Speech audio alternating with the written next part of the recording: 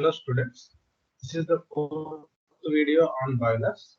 So far we discussed about Yes, somebody unmuted.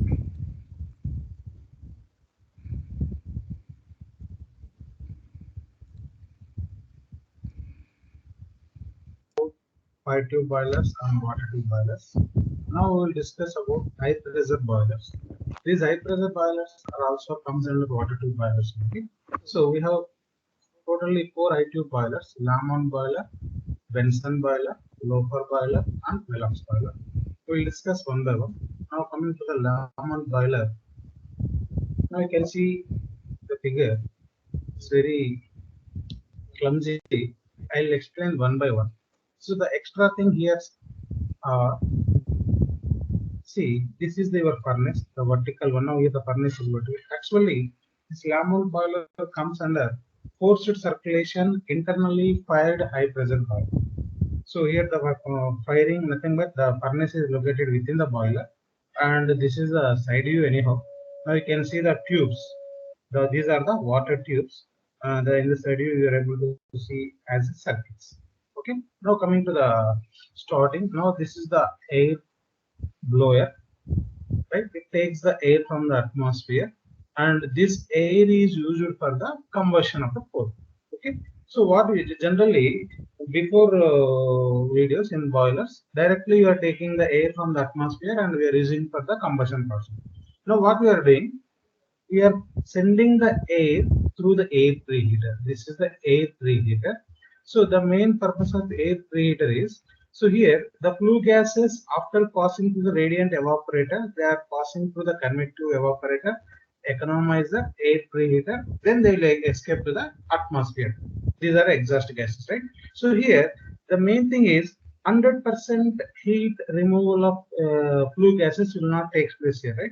So 100% heat exchange will not taking place at the radiant evaporator. So therefore, whatever the leftover amount of heat that we are going to utilize by using convective evaporator, economizer, and air preheater means here by using this air preheater, we are preheating the air that is supplied to the combustion process.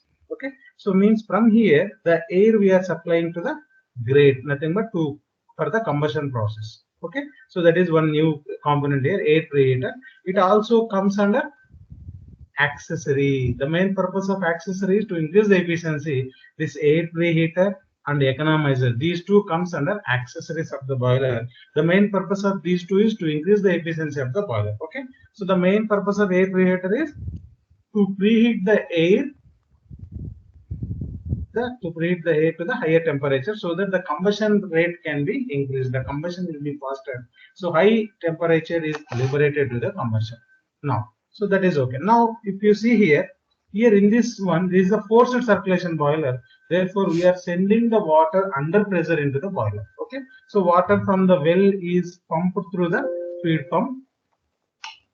Water from the well is pumped through the feed pump, and that water is passed through the economizer section. Where this economizer section is located?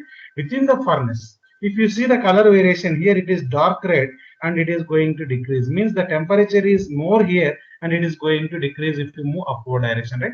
So some amount of heat will be absorbed by the incoming water. So thereby that water, some part of the water may be converted into the steam.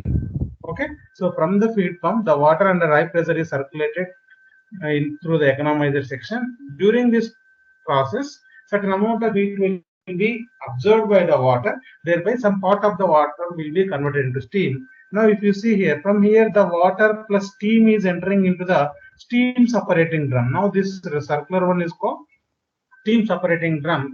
The main purpose of steam separating drum is it separates the dry steam from the water. So that steam is passing through the superheater so that the saturated steam will be converted into superheated steam, and that one we can use for the prime mover. Okay, now let us now here from the steam separating drum, steam is separated and the hot water again is circulated, is pumped to the centrifugal pump. This centrifugal pump is again driven by the steam coming from the superheater. Okay, so means a certain amount of steam will be utilized to drive the centrifugal pump, and the water under high pressure is circulated into the radiant tubes by using distributing header. Okay, these are the water tubes. Within the tubes, the water will be pumped from this radiant evaporator section. The water, so during this process, the heat exchange is taking place between the flue gases and the water tubes, and the water is converted into the steam. That steam is passing over through the convective evaporator. So during this process, again after convective evaporator, again the common steam is sent through the steam separating drum. Here in this drum, again the water content any present inside the steam will be separated. Again dry stream will be sent to pass it through the superheater, so that it will be converted into super saturated steam. Okay, so this is about the Lamont boiler. So by using this boiler, we will get the pressure up to 170 bar, and the steam generation rate is 5000 kg per hour, and the temperature of the steam generated is 773 Kelvin. Okay, so the extra thing here, what we are discussing, air pre here, there is a blower and air preheater. Then it is a forced circulation boiler, therefore it is called feed pump. And to absorb the heat from the remaining heat from the exhaust gases, we are using economizer. And the one more thing is the steam separating drum. It separates water and steam. The water will be passed through the radiant evaporator, and steam will be passed through the superheater. Okay, now this is your furnace zone. So you can see the color. This is the red color is the high temperature zone. If you move towards up, because here the part of the heat will be absorbed by the tube, thereby the temperature is decreased. And if you move upward direction, the temperature keep on decreasing, because the temperature first it is absorbed by the radiant evaporator, then it is absorbed by the convective evaporator, then it is absorbed by the economizer tubes, then it is absorbed by the air preheater. Then the left out gases will be escaped to the atmosphere through the chimney. This is about Lamont boiler. Yes, students. So here, as we know, every boiler consists of certain mountings and accessories. So here we are using 3 accessories. The main purpose of accessories are to increase the efficiency of the boiler. So in this way, we are using, one is the air preheater. So one is the air preheater, second one is the economizer, and third one is the superheater. Okay, so the main purpose of air preheater is it is used to preheat the air that is supplied to the combustion by using the exhaust gases, right? So therefore, so we are sending the air from the atmosphere through the air preheater, thereby its temperature is raised, and that air is we are using for the combustion process. Okay, so if you see below this radiant evaporator, we have furnace. Furnace is located below that, so where we are burning the fuel or coal in the presence of the air. Okay, that is the one of the accessory. Second accessory is the economizer, right? Now, so here this is the economizer. The economizer is a device which uses the heat of the exhaust gases, which utilize the heat leaving to the atmosphere. Instead of leaving the air flue gases directly to the atmosphere, we are taking the heat that carried by the exhaust gases. Okay, and that heat you are using to heat the water that is supplied to the boiler. Okay, and this is one of the accessory. And third one we already know, that is a superheater tube that is used to superheat the steam to remove the moisture content, right? So coming to the working, so the air from the well, the water from the well is allowed to pass through the pump. So that's why we are calling it as forced circulation boiler. Okay, and that water is passed through the economizer tubes, thereby the part of the water is converted into the steam, and that is passing through the steam separating drum, thereby the steam is separated and remaining hot water is supplied to the evaporating section. There the water is absorbed the heat from the flue gases, and thereby it is converted into the steam, right? So that steam we are passing through the convective evaporator, and finally it is passing through the steam separating drum, and thereby again the water is separated and the cycle will be repeated. Is it clear? This is the high pressure boiler, first high pressure boiler, or we can call supercritical boiler. So it is the Lamont boiler. Please reply. Yes, sir, clear. Okay, right. Next high pressure boiler. The chimney. This is about Lamont boiler. So Benson boiler. This is the second high pressure boiler. Okay, so it is the first modern high pressure forced circulation drumless boiler. So if you compare with the Lamont boiler, here the steam drum is eliminated. In the absence of the drum, the weight is reduced almost 20%. So the main advantage is because of less weight, the transportation will be easy. Okay. Now almost it is similar to the Lamont boiler in the absence of the steam drum. You can see economizer same, transit section, convective superheater, radiant tube evaporating section. Nothing but these are our water tubes. Okay. If you start from one end, the water from the well is pumped through the feed pump under high pressure because it is a high pressure boiler. Under high pressure, the water is pumped through the first. It will pass through the economizer section where it absorbs the heat from the flue gases and the temperature of the water will be raised. Okay. From this, the water is entering into the radiant parallel tube evaporating section. Here, these are the water tubes. Below this one, here we have grate. Over the grate, we are firing the coal in the presence of air, thereby the hot flue gases are liberated. Those flue gases are used to heat the water here. Okay, here the heat exchange is taking place due to the radiation. So, due to the radiation, majority of water is converted into steam in this tube evaporated section. After this, you can see this dotted line is your flue gases. Okay, now this is our steam line. Now the steam is passed through the transient section. Okay, so during this process, during the flow, if any steam is condensed into water, so that again we are passing through the transit section, therefore it will be steam, complete steam is coming out from the transit section, is passing through the convective superheater. The purpose of convective superheater is to convert saturation steam into superheated steam. Okay, so thereby this superheated steam is used to drive the prime mover, nothing but to drive the turbine, to generate the power, etc. Okay, now so here this dotted line is your flue gases line. Okay. Now the main elements are economizer, transit section, convective superheater. So major amount of heat will be utilized here due to the radiation. Most of the water inside the tubes will be converted into the steam. It is the high pressure boiler. Okay. The pressure developed within this boiler is 210 kg per square centimeter, and the steam production rate is 150 tons per hour, and the temperature of the steam produced is 923 Kelvin. Okay, here by using feed pump, we are pumping the water under critical pressure. Okay, again this pump is driven by the steam produced by the boiler. Okay, so this is the second high pressure boiler. Third high pressure boiler is low pressure boiler. Here, low. Yes, students, any doubt in the Benson boiler? It is very simple. So here the steam drum is eliminated. So remaining parts are almost similar. Here you can see we have superheater, then transient section, then economizer. Right now, so economizer is a device. It is a heat exchanger, right? So it always extract waste heat from the flue gases.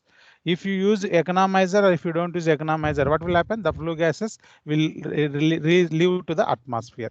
So by using the economizer, we are extracting the heat that is carried by the flue gases.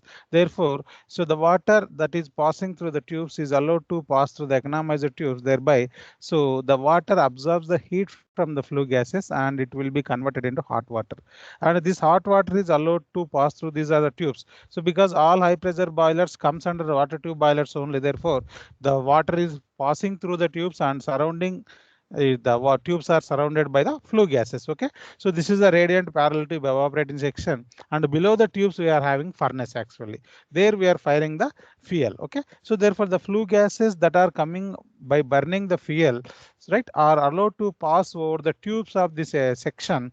Thereby the heat exchange will take place between the flue gases and the water. So therefore the water absorbs the heat and it will be converted into steam. And we can see the dotted blue color line is the flue gases line. Okay, therefore the steam generated is passing through the tubes, right? So during this passage, what will happen? Certain amount of steam will be condensed. Okay, when the steam is passing through the pipes, so there will be heat exchange, heat transfer will take place between the surrounding atmosphere.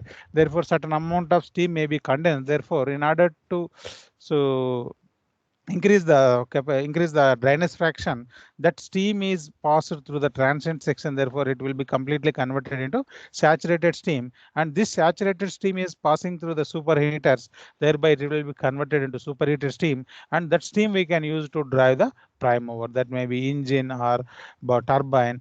Okay, so right, so this is the working of the second high pressure boiler, that is the Benson boiler. And we can see we require certain amount of energy to drive the pump.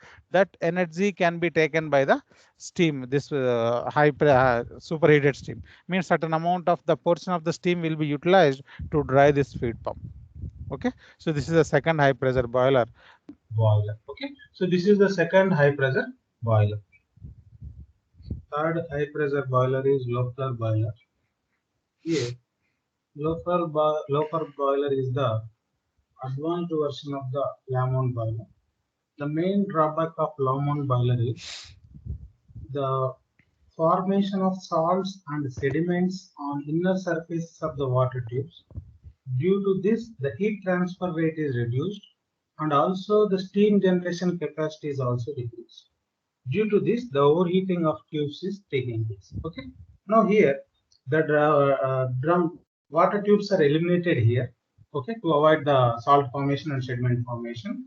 Now you can see we have air preheater, economizer, and reheater, convective superheater, and radiant superheater. Okay, and below this we have evaporating drum. Okay, now we will start from feed pump. Okay, the water under high pressure is pumped through the economizer section. There, the part of heat is absorbed by the water from the flue gases, and the temperature of the water is increased. That high pressure hot water is pumped into the evaporating drum. Right now, from here, let us say it's already completed one cycle. Okay. Now from this hot water is again passing through the radiant superheater. Now here below this radiant superheater, we have a grate where we are burning the fuel. Thereby we are getting the hot flue gas. Now this yellow line is the passage of the hot flue gases, and finally they are escaped in the atmosphere. Okay. Now here the water is converted into the steam due to the radiation of the flue gases, and that steam is passed through the convective superheater. Thereby it is converted into superheated steam. Okay. Now here what we are doing, we are trapping the high supersaturated steam from the turbine, and we are sending it to the evaporating drum. Almost 35% of the superheated steam is expanded in the high pressure turbine. Remaining 65% of the steam we are trapping into the evaporating drum. Within the evaporating drum, we are by using the mixing nozzles, we are injecting the steam. Thereby, the water is converted into the steam.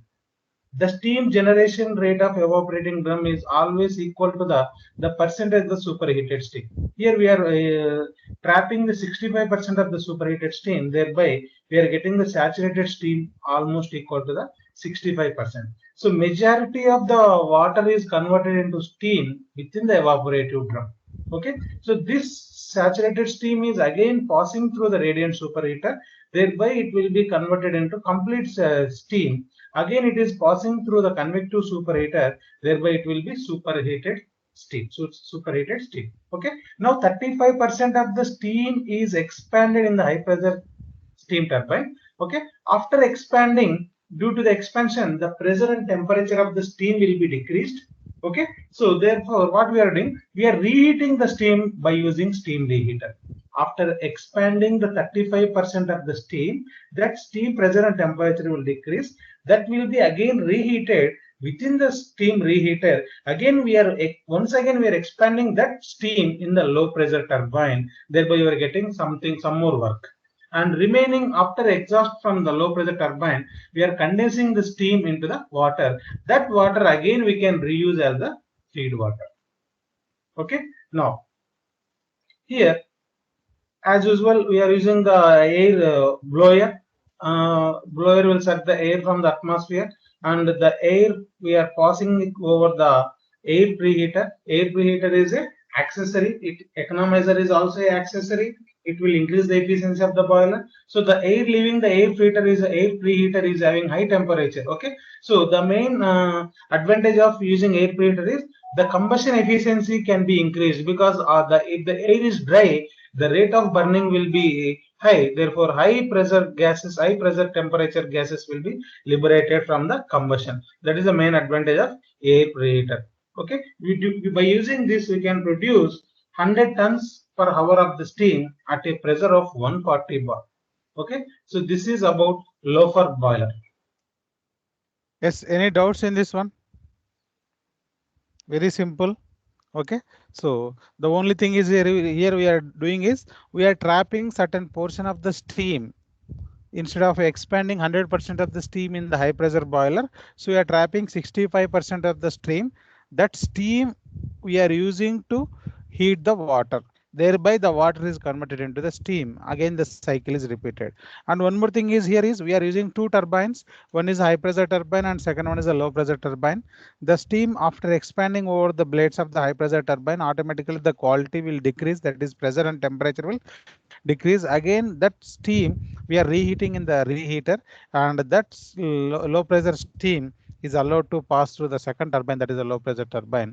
And finally the steam leaving from the low pressure turbine is allowed to pass through the condenser, where the condenser is a heat exchanger, so that will convert the steam into hot water. Means the condenser can convert two-phase mixer into single phase, right? Because the steam leaving from the low pressure turbine may be consists of certain gases as well as the water. Okay, so therefore that non-condensable gases are eliminated and the steam is converted into the hot water. Okay, and that water we can reuse as the feed water for the boiler, and the cycle is repeated. And here you can see air preheater is one accessory is there, and economizer is the second accessory, and reheater is also one accessory. Total we are using 4 accessories: convective superheater, reheater, economizer, and air preheater. So why we are calling these 4 are accessories means they used to increase the efficiency of the boiler, performance of the boiler.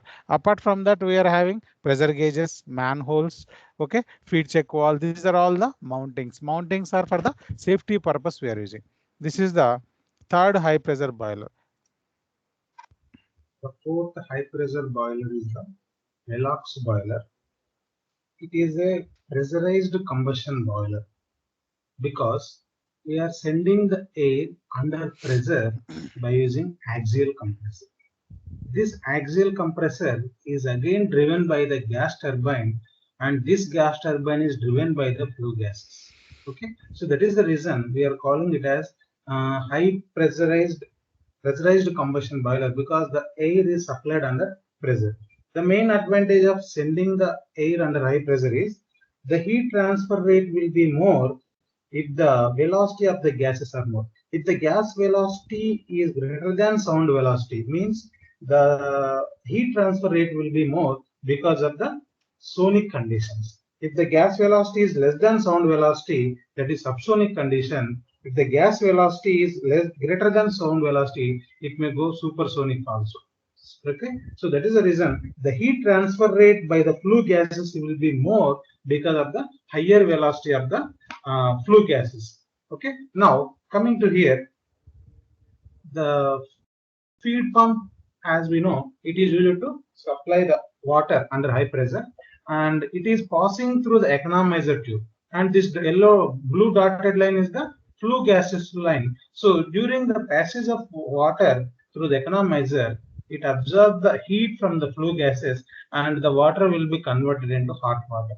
This hot water is passed through the water again through the tube evaporating section through the water circulating pump. Okay, so within the tube evaporating section, so below this tube evaporating section we have the grate, the furnace we have. Okay, so inside the furnace we have the grate where we are burning the coal with high pressured air. Thereby the heat transfer rate of flue gases will be more because of the high velocity. Therefore here within this tube evaporating section, the water is converted into the steam that is passing through the steam separating drum again, steam separating section. Okay, so here from this the water vapor will be again sending back to the evaporating section, and only dry steam is passed through the convective superheater. So within the convective superheater, it absorbs the again heat from the flue gases. Again, it will be converted into superheater, supersaturated steam, superheated steam, and that will be used for driving the prime movers and turbine. Okay, after these flue gases, after passing through the convective superheater, they are expanding again the blades of the gas turbine. Thereby, this turbine shaft rotates, and this turbine shaft is coupled to the compressor shaft. Thereby, the compressor starts working. Okay, so again here the power developed by the gas turbine is not sufficient to drive the compressor here. So therefore, certain amount of power we need to extract from the outside to drive this compressor. Okay, so after the gas turbine, the flue gases are passing through the economizer, and from here they will escape to the atmosphere. Okay, so this is about the working of Velox boiler, and the steam production rate is 100 tons per hour at maximum. Okay, so with this, high pressure boilers are over. Yes, students, any doubt in this one? The figure is very clear. Here I also denoted the arrows also. The blue colored one arrow is the water, and blue colored with the border red color is the hot water.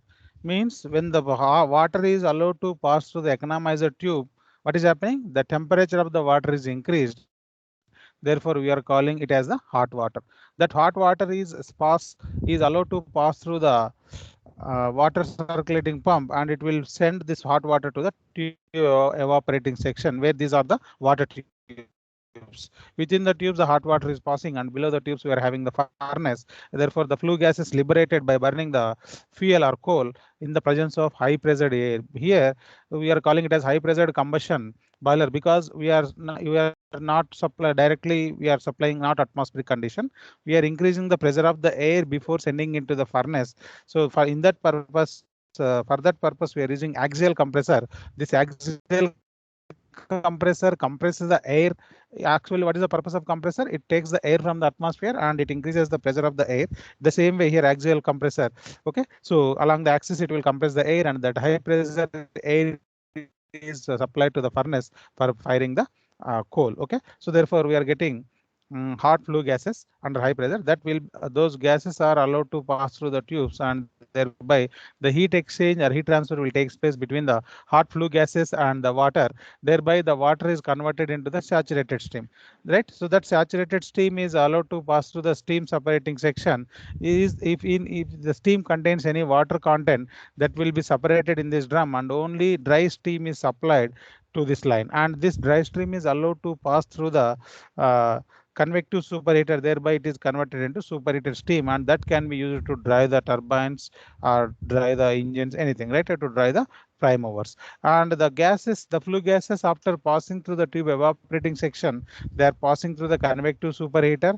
Again they are passing through the gas turbine, right now. So gas turbine, what it will do? So gas turbine, in the gas is expanded, the flue gases before leaving to the atmosphere, it is allowed to pass through the blades of the gas turbine. Thereby they will the gas turbine starts rotating. Means that when the gas is expanding over the blades of the turbine, the shaft of the gas turbine rotates, and this shaft is coupled to the axial compressor shaft. Thereby whenever the gas turbine rotates, the compressor also starts compressing, right? The flue gases, after leaving the gas turbine, it contains certain amount of heat energy.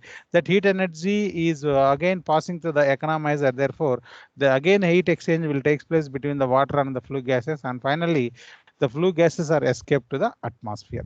So these are the 4 high pressure boilers we have, right? So with this we discussed about 2 water tube boiler, 3 fire tube boiler, and 4 high pressure, but total 9 boilers we discussed, right? So next we will discuss about the condensers.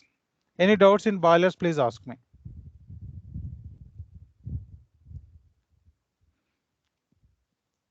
Students, please tell me if you have any doubts in boiler. Compulsory one essay will come from out of these 9 boilers.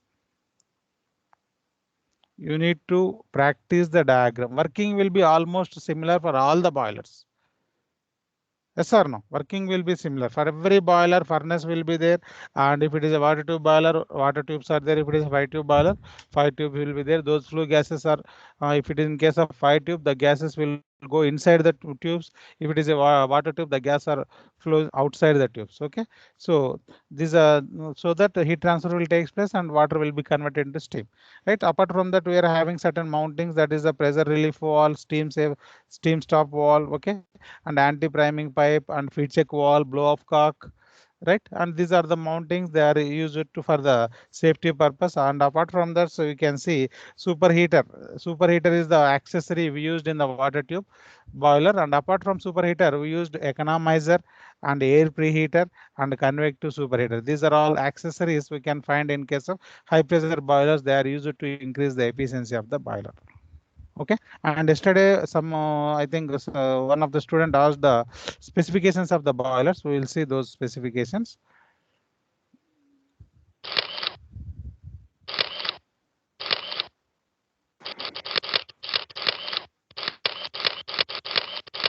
Right, you can see Cochrane boiler, first 5 tube boiler. So the production rate depends upon the size of the boiler. If the diameter of the drum is 1 meter and height is 2 meter, it can produce the steam at a rate of 20 kg per hour. Suppose if the drum diameter is 3 meter and height is 6 meter height, you can assume the size of that one, 6 meter height and 3 meter diameter. It can produce 3000 kg of steam per hour. That is the generation. Okay. And it can generate steam under a pressure up to 20 kg, 20 bar. Sorry, it can develop steam up to 20 bar pressure. Okay. The efficiency is 70 to 70. This is about the Cochrane boiler. And coming to the Lancashire boiler. So by using this Lancashire boiler, we can produce the steam up to 8000 kg per hour. The rate of the steam production is 8000 kg per hour, and the pressure is again up to 20 bar. So always 5 tube boilers are low pressure boilers. So we will get high pressure from the water tube boilers only. Okay. So this is specifications of the Lancashire boiler. Then third 5 tube boiler is the locomotive boiler. And from this locomotive boiler, we can produce the steam around similar to the previous boiler. That is the Lancashire boiler. 9000 kg per hour we are producing at a pressure. Pressure is less than that previous one. It is 14 bar pressure only. Okay, length and everything is given. So the main thing is we require is this pressure as well as the steam production capacity. Okay, so this is these are the specifications of the 5 tube boiler. Then we will go for the water tube boiler. In Babcock-Wilcox boiler, we can produce the steam from 20,000 kg to 40,000. Imagine the production rate as compared to the 5 tube boiler. So into 20,000 to 40,000, and pressures are up to 17.5 bar. So this is by using first water tube boiler, that is Babcock and Wilcox boiler. And second one is the Stirling bent tube boiler. Okay. So in this one, we can produce 50,000 kg per hour of the steam. By using Stirling bent tube boiler, we can produce 50,000 kg per hour, and the pressure is 60 bar. 60 bar pressure is there, and the temperature is around 450 degrees centigrade. Okay, this is Stirling bent tube boiler. And high pressure boilers anyhow I discussed. Okay, so then next is the condensers. With these boilers are over, next part is the condensers. Hello students, we are producing the steam, and that steam we are expanding in the turbine. Okay, so before entering into the turbine, the steam is having high pressure and temperature, and due to the expansion of the steam inside the blades of the turbine, the pressure and temperature is decreased. Therefore, the steam leaving the turbine cannot be used directly, so that we should send it through the condenser. Okay, so the steam leaving the turbine is partly vapor plus liquid. Okay, so this vapor plus liquid cannot be used. So therefore, first we should condense the steam before using. Okay, for that we are using the condenser.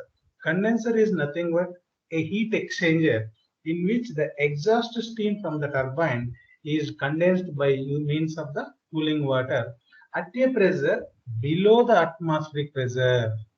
This is very, very important. At a pressure below the atmospheric pressure is called condensation. I'll explain why I am stressing here pressure below the atmospheric pressure. Okay.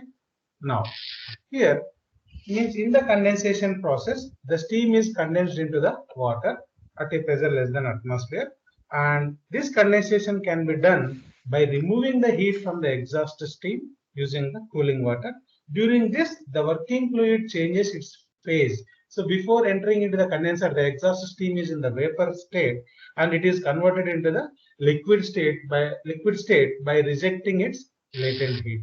Okay. So the main purpose of condenser is it's to reduce the turbine exhaust pressure. The main purpose of by using condenser, we can reduce the turbine exhaust pressure. How it is, I will tell you. So if the turbine exhaust pressure is decreased, what happened? The specific output from the turbine is increased, thereby the plant efficiency is increased. I will explain with help of the diagram. Now look here. This is the PV diagram. Okay, PV diagram. Now we can see 1 to 2. 1 to 2 is the steam entering into the turbine. 2 to 3 is the expansion of the steam within the turbine. Let us assume if there is no condenser in the plant. If there is no condenser in the plant, so what happened at that time? So now let us say 2 to 3 is the expansion. Now we can see this is the atmospheric pressure line, and so 4-5 line is above the atmosphere, 6-7 line is below the atmosphere, right? Now let us assume when there is no condenser, the exhaust steam from the turbine is at 4 to 5, meaning that the pressure is above the atmosphere. If there is no condenser, the end pressure of the steam leaving the turbine should be above the atmosphere. Then only it can get discharged. Got the point or not? Because if there is no condenser in the system, outside the turbine, the pressure is atmosphere. Inside the turbine, the exit pressure should be above the atmosphere. Then only it will get discharged. Got the means? If there is no condenser, the turbine exit pressure is increased. Okay. Now, if the condenser is installed in the system, what happens? Inside the condenser, the pressure is vacuum. It is below the atmospheric pressure. Therefore, by using the condenser, you can expand the steam for some more time, whereby the specific output of the turbine is increased and the plant efficiency is also increased. So that is the reason we are expanding the steam in the turbine up to the condenser pressure, that is the vacuum pressure. Okay. So how the specific output is increased means, so by installing the condenser, if you observe the PV diagram, the area is increased. Right now, so as we know, the area under PV diagram gives the work done. So by installing the condenser, the area of this PV diagram is increased by a rectangle 4, 5, 7, 6. Therefore, the specific output is increased. Okay, so the condenser, by installing the condenser, we can expand the steam in the turbine below the atmosphere. Means we are expanding that steam for more time. Thereby, we are getting the more work output from the turbine. To the condenser pressure, that is the vacuum pressure. Okay. Okay, right, that is the first function. Second function is to condense the exhaust steam from the turbine and reuse it as the feed water in the boiler. Means the steam is condensed in the condenser, again it will be converted into the water. That water we can, anyhow it is in hot condition, that can be used for the boiler. Means suppose if the water is already heated through the condensation process, therefore less amount of heat is required in the boiler to convert into steam. Okay, that is one more advantage also, and it enables now due to the condensation process, any gases present inside the steam can be removed. Okay, so it enables to remove of air and other non-condensable gases from steam. Hence, heat transfer rate can be improved. Nothing but air only. Okay. So now, what is condensate? Condensate is nothing but the condensed steam. What we are calling it as water. The condensed steam is called condensate, and it can be reused, returned to the boiler. It saves the cost of the water. Okay. So as I discussed the principle of condensation, so in order to attain the maximum work according to Carnot principle, the heat must be supplied at higher pressure and higher temperature, and it should be rejected at lower pressure. So means if you use condenser, So this is the extra thing we are, so from 3 to 6 you can expand. If there is no condenser, the expansion is stopped till 4 only. Okay, so if you expand from 3 to 6, we can increase the work done. Okay, so that is the advantage of the condenser. Okay, the steam from the steam turbine or steam engine could be exhausted to atmosphere in such a manner that the back pressure would be below the atmospheric pressure by using condenser. So because reversal is not possible. Okay, now advantages of the condensers: it increases the work output per kg of the steam, and it reduces the specific steam consumption, reduces the size of the power plant for the given capacity, and it improves the thermal efficiency of the plant, and it also saves the cost of water because we are reusing that. Okay, now what are the main elements of the condensing plant? Okay, right. So here, basically, these are all elements available in the steam power plant. Okay, so if you see steam power plant, basically we have 4 elements. One is the boiler, second one is the steam turbine, then third one is the steam condenser, fourth one is the feed pump. These are the 4 elements available in the steam power plant. Okay, so steam power plant means steam is expanding, thereby you are getting the power. Okay, so first, in order to produce the steam, we require the boiler, and that steam we are expanding over the blades of the turbine. So after expanding the blades of the turbine, what happened? The steam will be having some of the steam will be vapor phase and some of the liquid. It is the two-phase mixture, right now. So we don't have any pump to pump two-phase mixture. If it is a pure air, pure gas or air, we can pump. If it is a pure liquid, we can pump. But the steam leaving from the turbine is having two phase, that is partly vapor and partly liquid. Therefore, first we should condense into single phase mixer. That is the reason the steam after leaving the steam turbine is passed to the condenser. Okay, so therefore in the condenser the heat transfer will take place. Therefore, the steam loses its latent heat and it will be converted into pure liquid. Thereby, by using the feed pump, we can pump the water, the hot water into the boiler. Again, in the boiler, it is converted into the steam. Again, the steam is expanded in the blades of the turbine and the cycle is repeat. So these are what we are discussing. All are the elements of the steam power plant. Okay, boiler, steam turbine, condenser, and feed pump. Okay, right. Now we will see what are the elements of the condensing plant. That is about the steam just condensers. Okay. Okay. So in the condenser, we are passing the cold water, because in order to exchange the heat from the exhaust steam, we are using cold water. So that cold water we can take from the river if there is availability. Otherwise, you should install a cooling tower. So in order to run the condenser. Okay. Now you can see. So this is the condenser. This is the exhaust line from the turbine, and this is the from the pond or lake.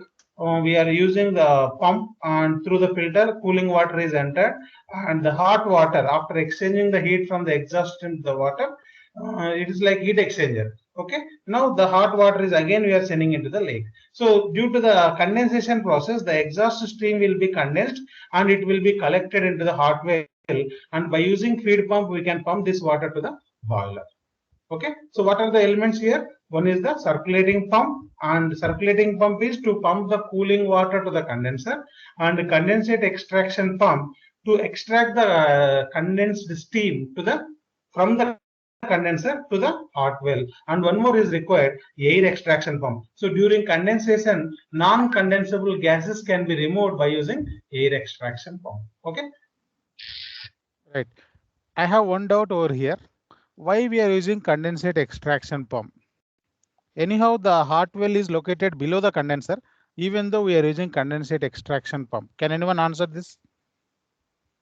Why condensate extraction pump is required? I want answer.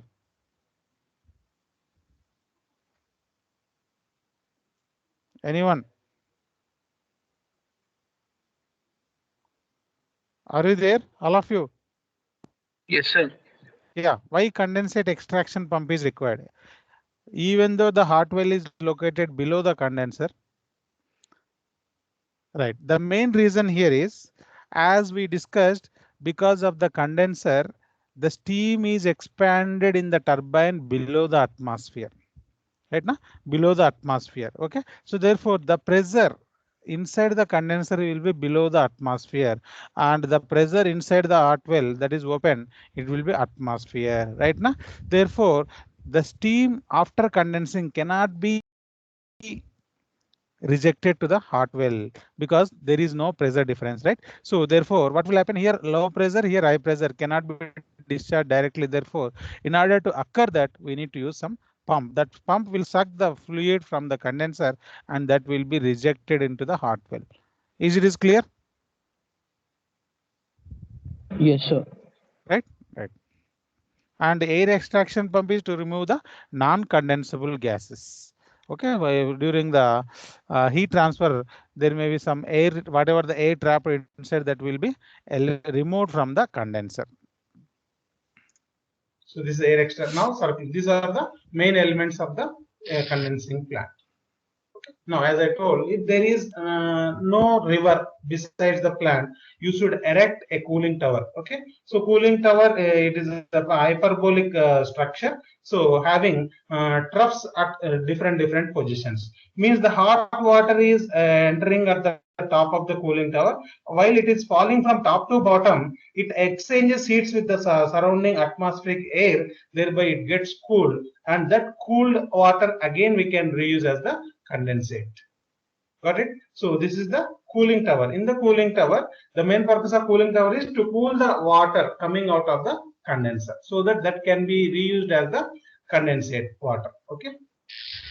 Now, what are the different types of condensers? So basically, we have two different types of the condensers. One is the jet condenser and other one is the surface condenser. So jet condenser is nothing but it directly contact with the exhaust steam and it will condense the turbine exhaust. Whereas in case of surface condenser, so the cooling water will fall and the exhaust system from the turbine will not mix directly. There is a barrier between those two, meaning that the cooling water will flow inside the tubes and outside the tubes are exposed to the turbine exhaust. There the heat transfer will take place and thereby the condensation will occur.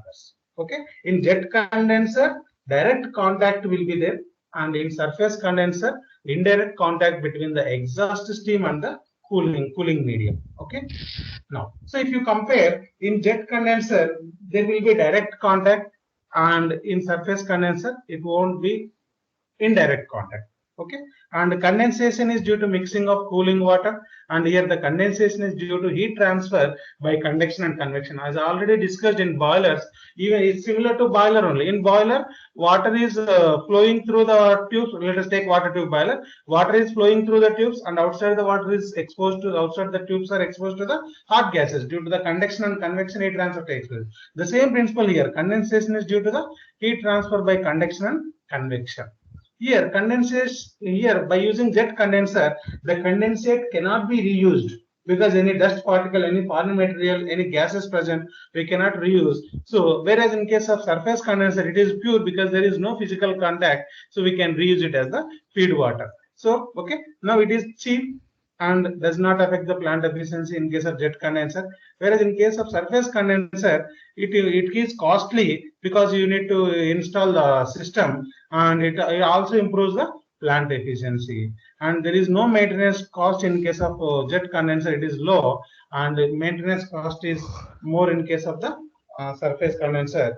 And here in case of jet condenser, the vacuum created is less, 600 mm HG. Here the vacuum created is more, that is 730 mm HG. This vacuum create directly affect the plant efficiency because you can expand till 730 mm of HG in the turbine if you use surface condenser. Means more time available for the steam to expand in the turbine. If you use this jet condenser, you can expand till 600 only. It is 730 is more than 600. Means if you use surface condenser, the turbine work is also increased. Okay. Now we'll discuss what are. Right. So with this, we'll stop. So in next class, we'll discuss about jet condensers and surface condensers.